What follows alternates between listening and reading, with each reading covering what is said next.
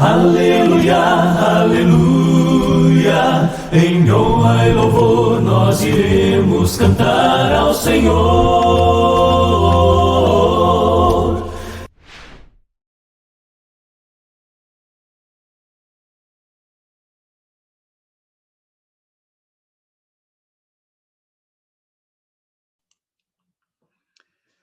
Bom dia a todos. Estamos juntos mais uma vez para dar continuidade ao nosso curso básico de Teologia Bíblica. Estamos na lição 10. Olha que coisa, já avançamos bastante, né? E hoje nós vamos falar sobre a organização da Igreja Bíblica, não é?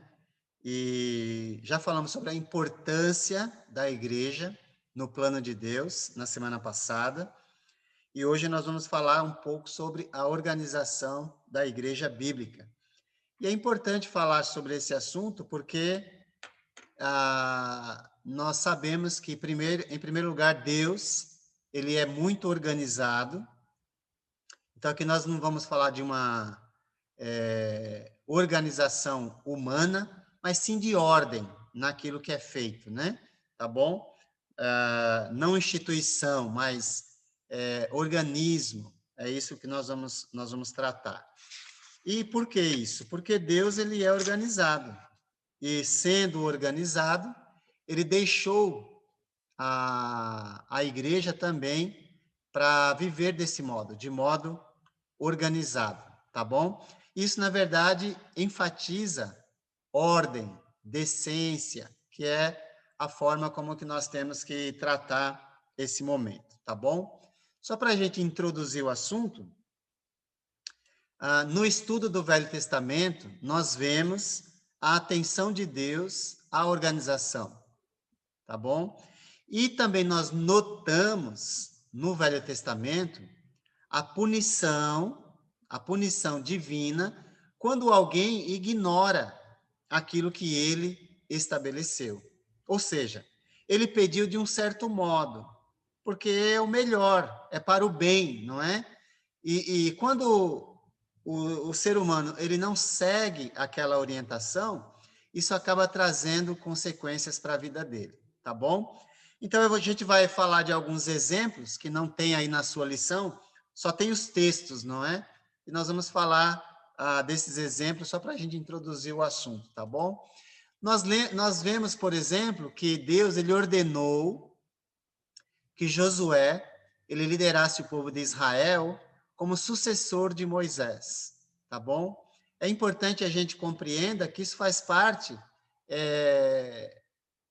da organização, no sentido de que Deus trabalha de forma ordenada. Nós não falamos de hierarquia, mas falamos de ordem, né? Precisa de ter alguém adiante para conduzir de acordo com a vontade de Deus. Nesse caso específico foi Josué, né? Deus ele organizou também, naquela ocasião, o ataque contra Jericó, e quando Acã, ele desobedeceu, ele foi destruído, juntamente com a sua família. Né? Deus havia traçado um plano, tudo deveria ser destruído, porém o Acã, ele pegou lá umas peças de ouro, de prata, e uma capa babilônica e escondeu debaixo da sua tenda. Quando foram para uma outra batalha, não houve sucesso. Josué não entendeu muito bem, questionou Deus, Deus falou, tem pecado no meio do povo. E foi trabalhando para descobrir. E chegou aí no Acã, e por conta dessa desobediência, ele foi destruído. Por isso que é importante a gente levar em consideração que aquilo que Deus pede e a maneira como ele pede precisa ser respeitado, né? Porque é o melhor. Então é melhor obedecer. Eu posso até discordar, né? Mas eu preciso obedecer. Quando o rei Saul, ele ofereceu sacrifício como se fosse sacerdote, lembrando que só o sacerdote ele poderia oferecer o sacrifício, não é? E o Saul, ele ali esperando, né, o Samuel para oferecer o sacrifício antes de ir para a batalha. Samuel demorou na visão do rei, não é? E o rei, forçado pela situação, ofereceu o sacrifício. Forçado na mentalidade dele, não é? Assim que ele terminou de oferecer o sacrifício, Samuel chegou.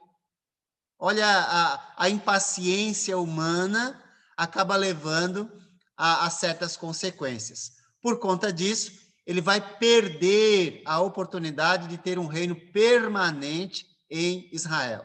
E Deus vai escolher outro para assumir o lugar dele. Então, ele perdeu o reino por causa de impaciência e não seguir a ordem, a maneira como Deus estabeleceu as coisas para serem realizadas. Deus também ele organizou as 12 tribos no acampamento ao redor do tabernáculo. Ou seja, tudo isso revela a forma organizada como Deus trabalha. E é necessário seguir. Israel não podia fazer diferente.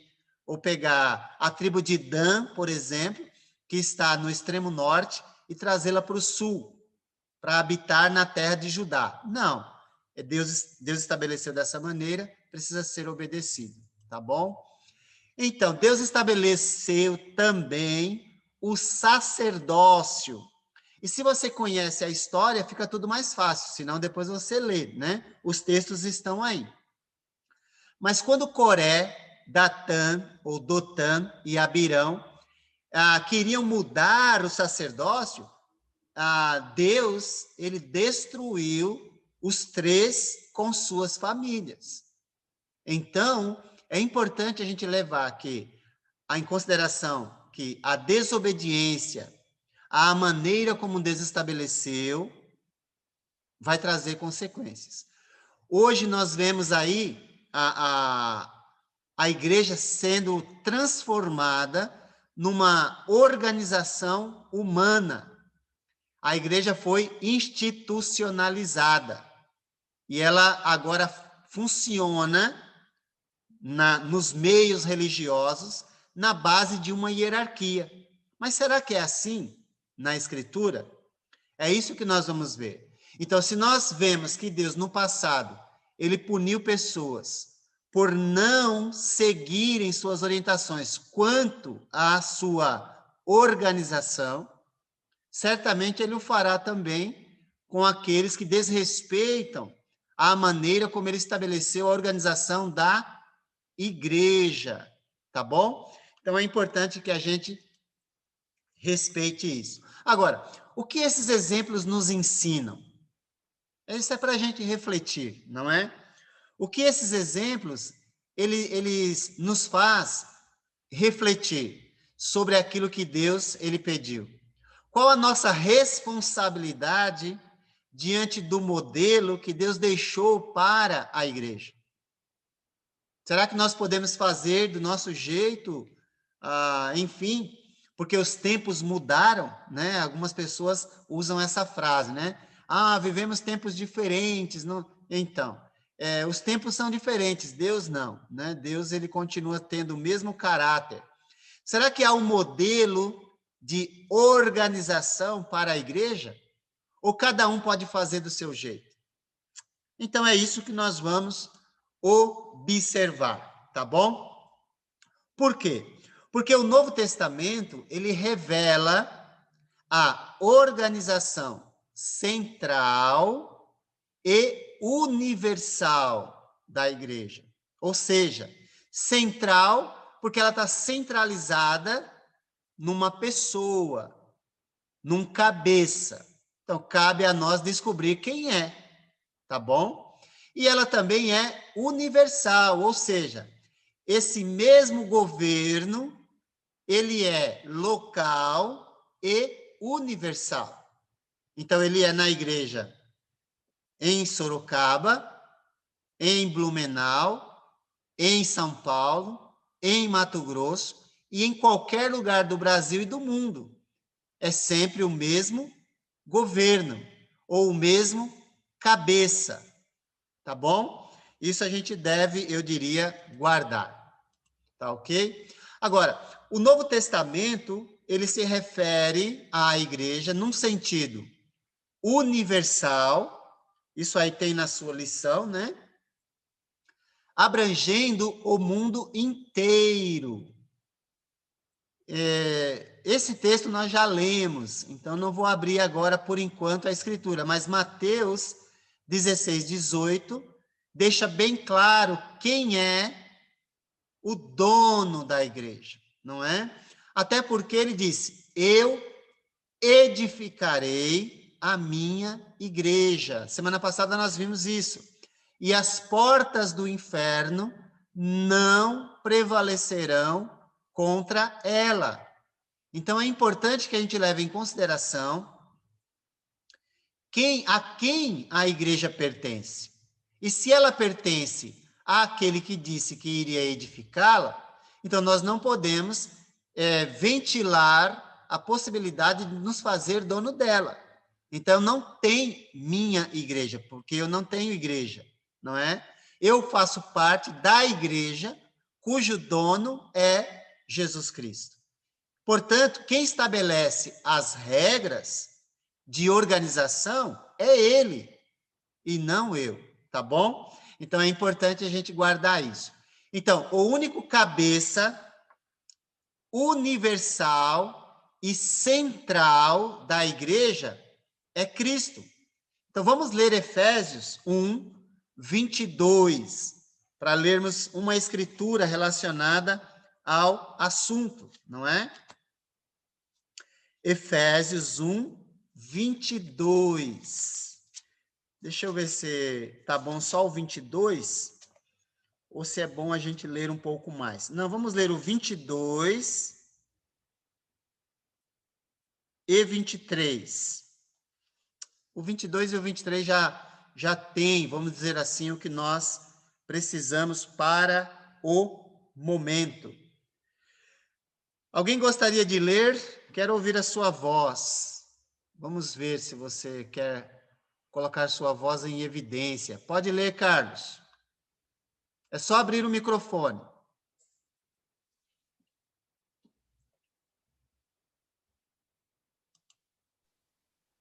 Amém? Pode ler.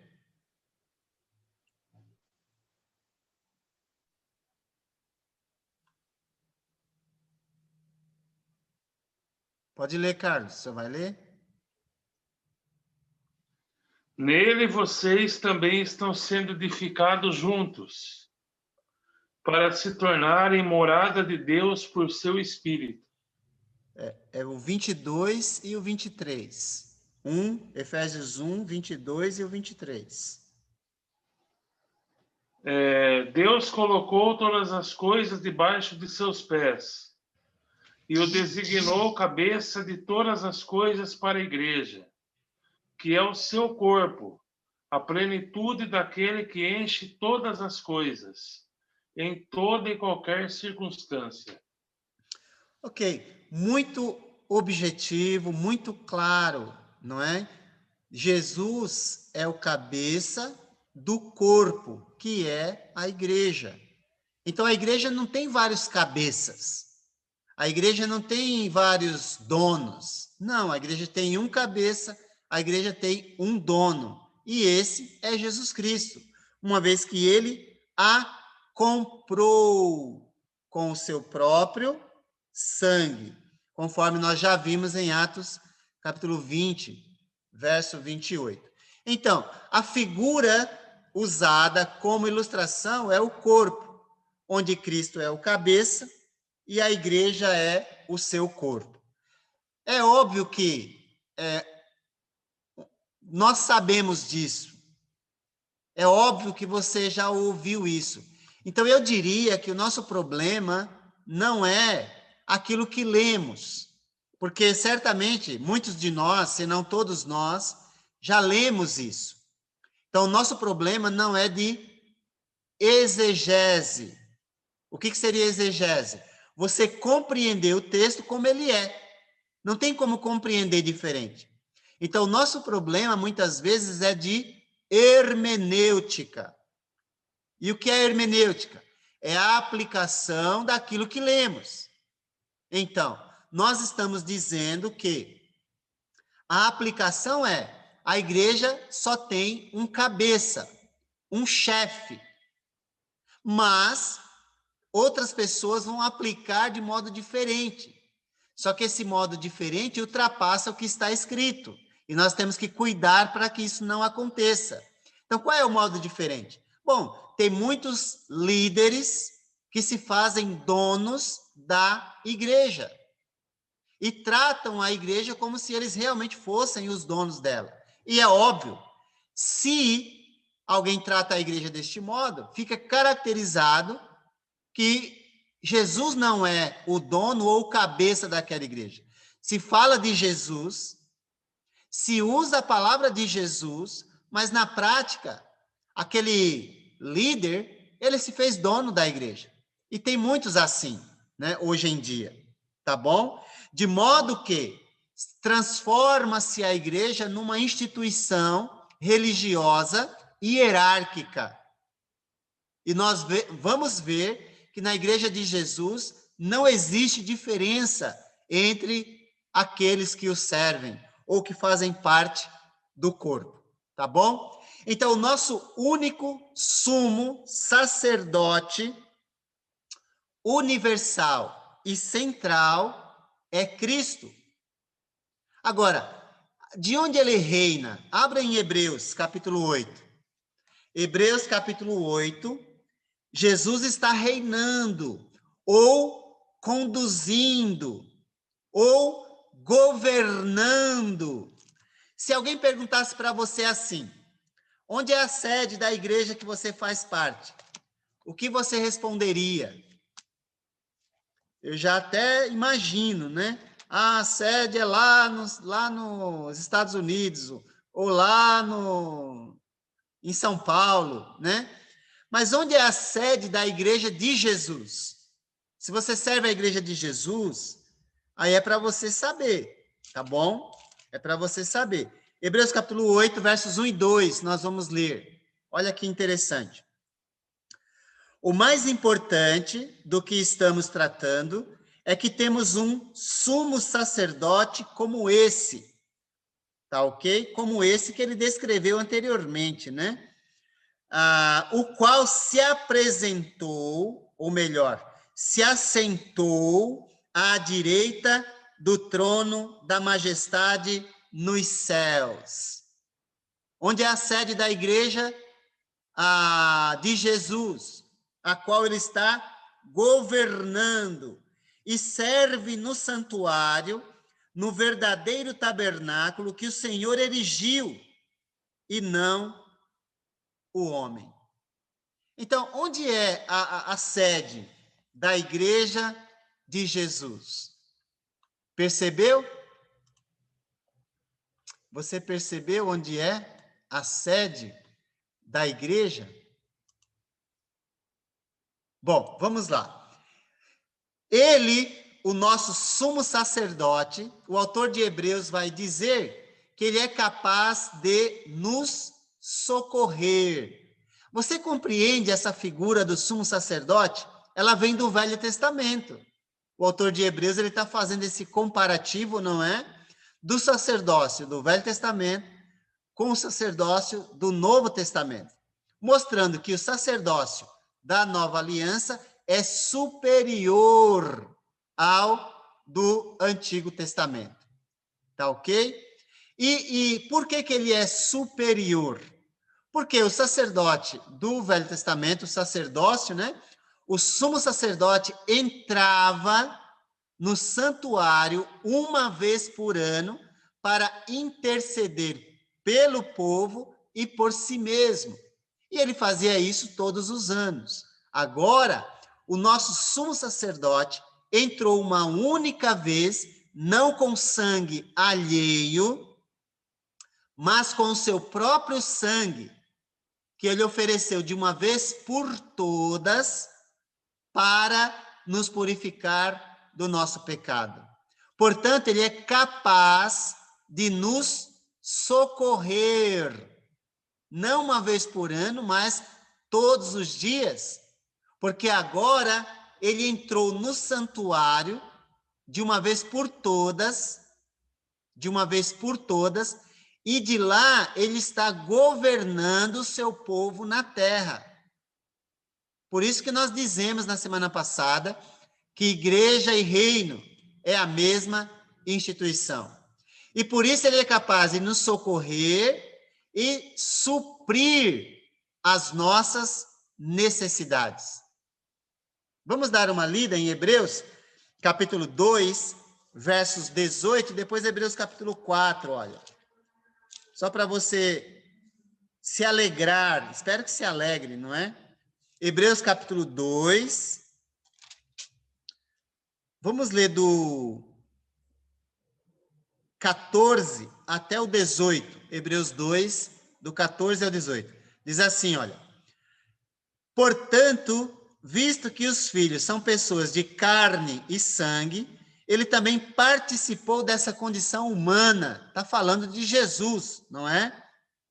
Para que, por sua morte, derrotasse aquele que tem o poder da morte, isto é, o diabo, e libertasse aqueles que durante a vida estiveram escravizados pelo medo da morte. Pois é claro que não é a anjos que ele ajuda, mas aos descendentes de Abraão. Por essa razão, era necessário que ele se tornasse semelhante a seus irmãos em todos os aspectos, para se tornar sumo sacerdote, tá bom? Misericordioso e fiel com relação a Deus, e fazer propiciação pelos pecados do povo. Porque, tendo em vista que ele mesmo sofreu quando tentado, ele é capaz de nos socorrer ou de socorrer aqueles que também estão sendo tentados. Ou seja, ele compreende aquilo que a gente passa, porque ele experimentou tudo isso na condição humana em que viveu, tá bom? E ele é capaz de suprir as nossas necessidades, Hebreus 4, do 14 até o 16. Diz assim: portanto, visto que temos um grande sumo sacerdote, que adentrou os céus, olha que interessante, Jesus Cristo, o Filho de Deus, apeguemo-nos com toda firmeza à fé que professamos, pois não temos um sumo sacerdote que não possa compadecer-se das nossas fraquezas, mas sim alguém que, como nós, passou por todo tipo de tentação, porém sem pecado. Assim, aproximemo-nos do trono da graça com toda a confiança, a fim de recebermos misericórdia e encontrarmos graça que nos ajude no momento da necessidade. Então, olha que interessante. Ele, como o nosso sumo sacerdote, é capaz de nos socorrer e suprir as nossas necessidades. Por quê? Porque ele participou da nossa condição humana, inclusive foi tentado, porém sem pecado. Mas ele nos ajuda na hora da tentação, tá bom? Bom, assim nós podemos afirmar, baseado em tudo que lemos, que a sede universal e central da igreja está nos céus, onde Cristo está assentado à direita do trono da majestade. Tá bom? Então, é importante que a gente compreenda isso, para que depois a gente compreenda como foi que ele estabeleceu a organização da igreja. Tá bom? Mas antes da gente falar de como ela funciona, é necessário falar quem é o poderoso chefão. Tá ok? E o poderoso é Jesus Cristo. Não tem homem na terra com poder sobre a igreja. Não existe isso, tá bom? por mais que a gente veja isso sendo praticado, sendo falado, e pessoas se submetem a homens por conta de que se colocam como chefes da igreja, nós temos que entender que todos nós somos iguais perante Deus. Tá ok? Então, é isso que a gente vai tratar. Então, a igreja espalhada pelo mundo, ela foi edificada sobre o fundamento dos apóstolos e profetas, tendo Jesus Cristo como pedra angular. Esse trecho aqui, para mim, é um dos mais importantes para a nossa compreensão desse momento. Tá bom? Eu vou fazer algumas perguntas. Espero que você consiga encontrar a resposta nesse trecho. Vamos abrir em Efésios, capítulo 2. Agora pediria que um de vocês, quero ouvir a sua voz, se possível uma voz feminina agora, se tiver uma voz feminina. Efésios, capítulo 2, a partir do 19, eu vou até o 22, se eu não me engano, deixa eu dar uma olhada. Aí está marcado 20, mas gostaria que lesse um pouco mais. Deixa eu pegar aqui, é isso mesmo, do 19 até o 22. Por gentileza.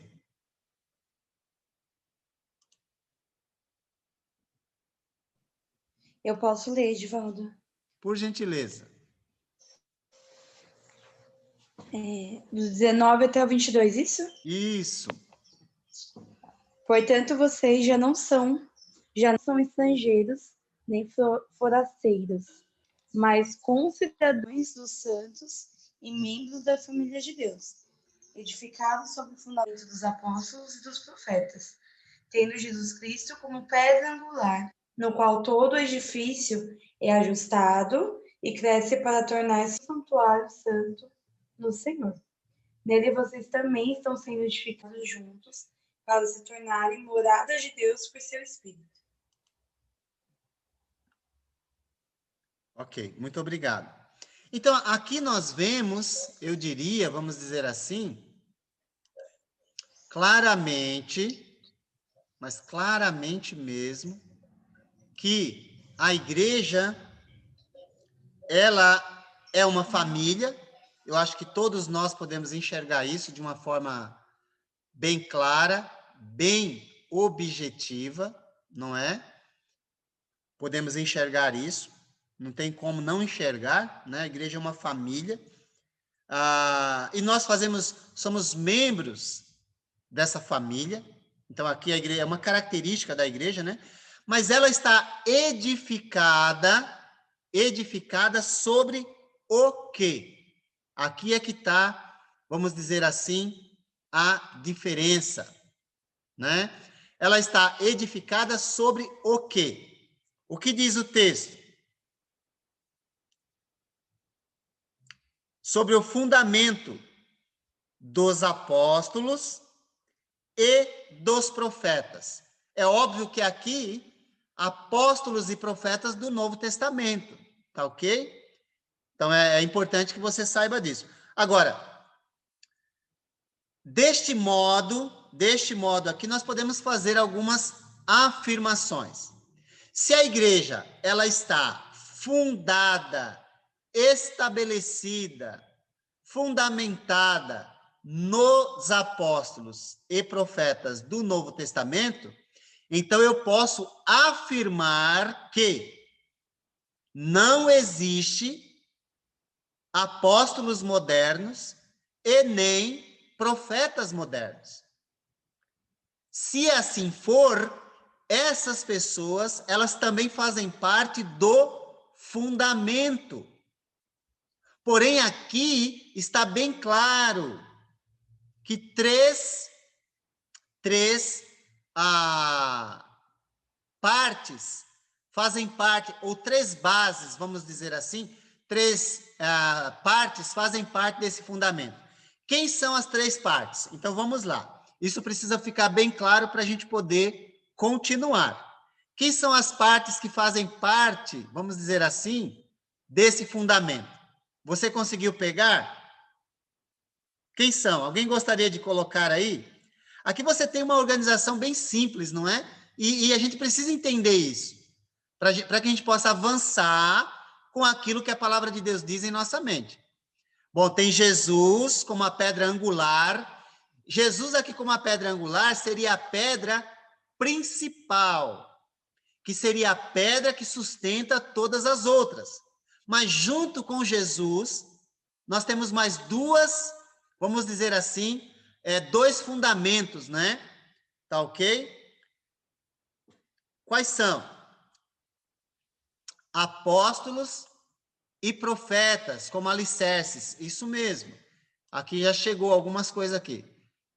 A Giovana colocou assim: sacerdotes, profetas e Cristo. Profetas, apóstolos e Jesus. Apóstolos, profetas, enfim. Tá ótimo. Bom, Giovana, não está errado a gente introduzir, vamos dizer assim, os sacerdotes aqui. Porém, eles ainda não são mencionados.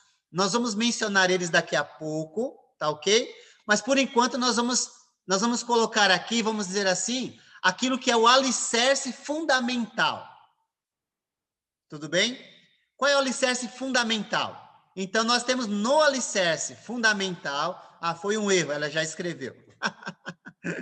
Tá bom. Dizer apóstolo. Perfeito, Giovana. Mas não está totalmente errado, tá bom?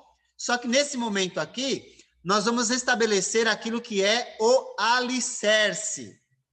Ou seja, é aquilo sobre o qual o restante será construído. Deu para entender isso? Então, não está errado você afirmar, e eu vou explicar daqui a pouco o porquê, tá bom? Mas vamos primeiro lançar as bases. Quem são as bases?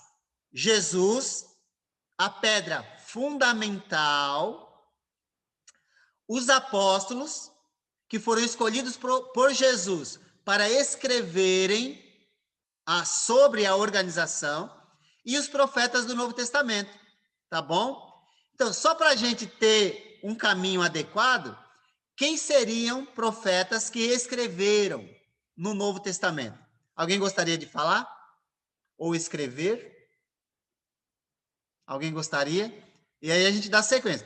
Quem são profetas no Novo Testamento que escreveram e que nós devemos ser regidos, né, por eles, como profetas do Novo Testamento? Quem seriam? Vamos ver se nós estamos aí alinhados. Lucas é um exemplo, ok? Os próprios apóstolos, eles são também, ou podem se encaixar como profetas, os próprios. Mas há uma distinção, não é? Há uma distinção. Por exemplo, todos os apóstolos podem ser considerados profetas, mas nem todos os profetas podem ser chamados apóstolos, como os 12, tá bom? É só para a gente entender aí que existe uma diferença. Mas não é errado essa afirmação, Odair. Não é errado. Os próprios apóstolos, eles são profetas. Lucas é um exemplo de profeta, mas que não é apóstolo. Tá bom? Tá certo, Reinaldo. E tem mais. Quem seriam os outros? Marcos, ótimo. Marcos também faz parte desse grupo, né? Por assim dizer.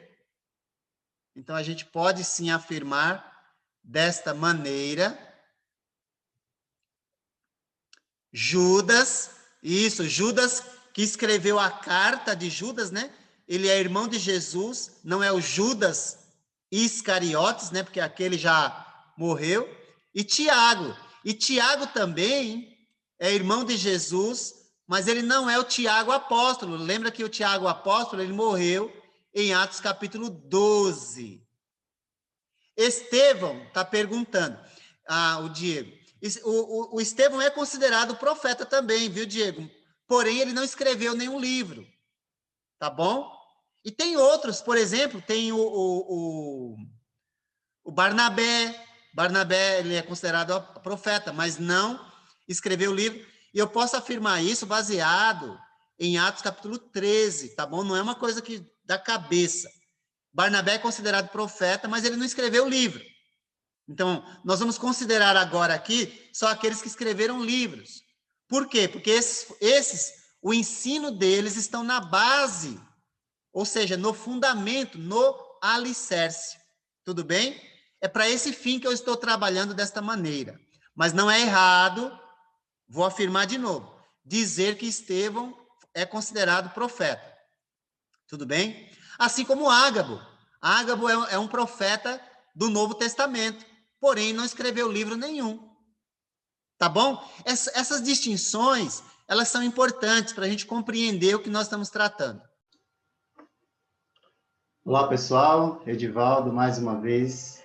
Terminamos a primeira parte da nossa lição e quero incentivar você a dar continuidade no nosso curso, assistindo as próximas partes desta lição e assim nós possamos continuar crescendo juntos na graça e no conhecimento do nosso amado Jesus. Que Deus te abençoe e te guarde. Aleluia, aleluia, em honra e louvor nós iremos cantar ao Senhor.